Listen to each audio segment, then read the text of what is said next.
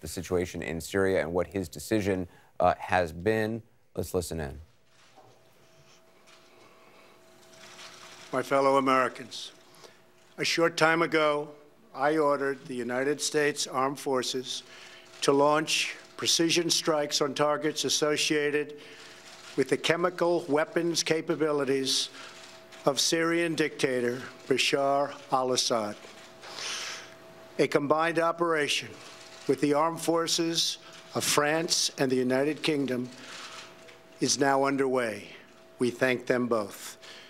Tonight, I want to speak with you about why we have taken this action. 1 year ago, Assad launched a savage chemical weapons attack against his own innocent people. The United States responded with 58 missile strikes that destroyed 20% of the Syrian Air Force.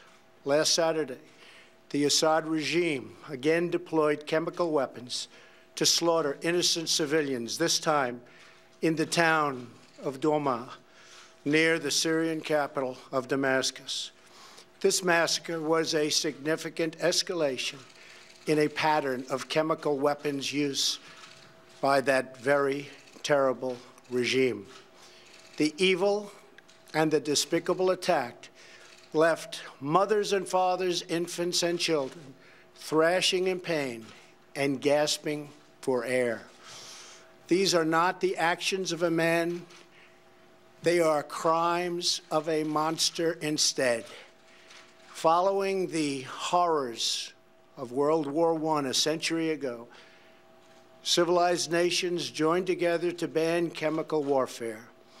Chemical weapons are uniquely dangerous, not only because they inflict gruesome suffering, but because even small amounts can unleash widespread devastation.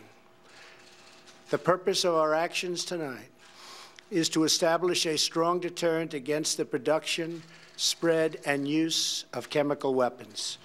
Establishing this deterrent is a vital national security interest of the United States.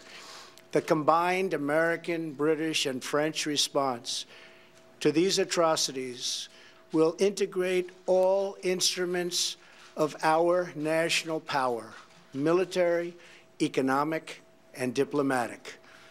We are prepared to sustain this response until the Syrian regime stops its use of prohibited chemical agents. I also have a message tonight for the two governments most responsible for supporting, equipping, and financing the criminal Assad regime. To Iran and to Russia, I ask, what kind of a nation wants to be associated with the mass murder of innocent men, women, and children? The nations of the world can be judged by the friends they keep. No nation can succeed in the long run by promoting rogue states, brutal tyrants, and murderous dictators. In 2013, President Putin and his government promised the world that they would guarantee the elimination of Syria's chemical weapons. Assad's recent attack and today's response are the direct result of Russia's failure to keep that promise. Russia must decide if it will continue down this dark path or if it will join with civilized nations as a force for stability and peace. Hopefully, someday we'll get along with Russia and maybe even Iran, but maybe not. I will say this. The United States has a lot to offer. With the greatest and most powerful economy in the history of the world. In Syria, the United States, with but a small force being used to eliminate what is left of ISIS, is doing what is necessary to protect the American people. Over the last year, nearly 100% of the territory once controlled by the so-called ISIS Caliphate in Syria and Iraq has been liberated and eliminated. The United States has also rebuilt our friendships across the Middle East. We have asked our partners to take greater responsibility for securing their home region, including contributing large amounts of money for the resources, equipment, and all of the anti-ISIS effort. Increased engagement from our friends, including Saudi Arabia, the United Arab Emirates, Qatar, Egypt, and others, can ensure that Iran does not profit from the eradication of ISIS. America does not seek an indefinite presence in Syria under no circumstances. As other nations step up their contributions, we look forward to the day when we can bring our warriors home, and great warriors they are.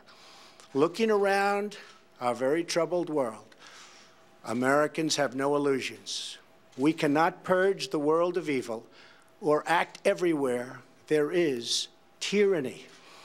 No amount of American blood or treasure can produce lasting peace and security in the Middle East. It's a troubled place. We will try to make it better, but it is a troubled place. The United States will be a partner and a friend, but the fate of the region lies in the hands of its own people. In the last century, we looked straight into the darkest places of the human soul. We saw the anguish that can be unleashed and the evil that can take hold. By the end of World War I, more than 1 million people had been killed or injured by chemical weapons. We never want to see that ghastly specter return.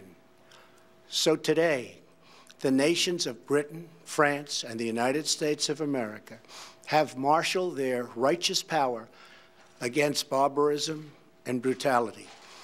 Tonight, I ask all Americans to say a prayer for our noble warriors and our allies as they carry out their missions. We pray that God will bring comfort to those suffering in Syria. We pray that God will guide the whole region toward a future of dignity and of peace. And we pray that God will continue to watch over and bless the United States of America. Thank you and good night. Thank you.